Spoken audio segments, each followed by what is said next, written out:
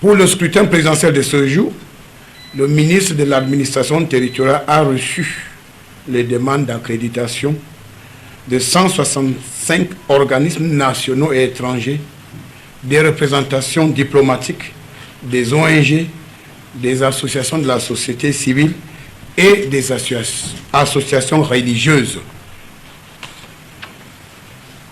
Le ministre de l'administration territoriale a délivré 5575 accréditations aux observateurs déployés dans les 10 régions du pays. Ils vont travailler librement dans le strict respect de nos lois. Jusqu'à hier soir, au moment de la fin officielle de la campagne électorale, les autorités administratives ont présenté au MINAT des indices concordants faisant état des tentatives par certains candidats de publier les résultats du scrutin présidentiel en utilisant des plateformes et des applications illégales qui ne sont pas prévues par les textes en vigueur. Je profite de l'occasion pour réitérer ma mise en garde à ceux des candidats qui seraient tentés par cette activité criminelle d'y mettre un terme avant qu'il ne soit tard, car c'est la ligne rouge à ne pas franchir. Je rappelle à tous les candidats qui participent à l'élection présidentielle qu'ils ont tous signé un code de bonne conduite initié par Elections Cameroun qui les oblige tous à respecter l'ensemble du processus électoral et les lois de la République.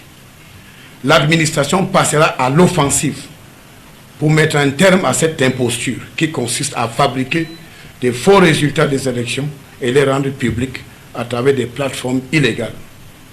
Les contrevenants, quel que soit leur statut politique ou rang social, feront face à la rigueur de la loi sans la moindre complaisance. Comme il est de coutume, il y aura inévitablement des récriminations, des observations que les candidats vont relever à l'issue du scrutin présidentiel. Mais la position de l'administration reste constante. Les candidats doivent utiliser les voies de recours légales pour déposer leurs plaintes, leurs observations et leurs récriminations le moment venu. C'est cela la voie de la sagesse. C'est cela la maturité politique. C'est cela le sens de la responsabilité. Le chef de l'État, son Excellence Paul Biya, avait donné des instructions fermes pour un scrutin présidentiel bien organisé, crédible et apaisé, dans un environnement sécurisé. Au soir du 12 octobre 2025, j'ai pu assurer à la communauté nationale et internationale que le scrutin présidentiel s'est déroulé dans les 10 régions sans incident majeur. Globalement, l'élection a été bien organisée, et je dis bien sans incident. Dès aujourd'hui, la récréation est donc terminée. Seules les instances chargées de la centralisation et du recensement des votes prendront le relais. Il s'agit des commissions départementales de supervision de vote, puis la commission nationale de recensement général des votes, qui ont tous un délai de travail bien connu.